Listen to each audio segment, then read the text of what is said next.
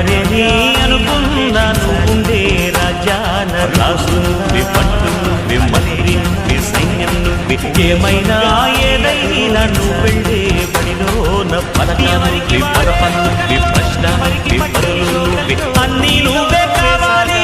అను నిత్యం పోరాడాలి, అనుకున్నది సాధించాలి. ఎవరిని అనుకున్నా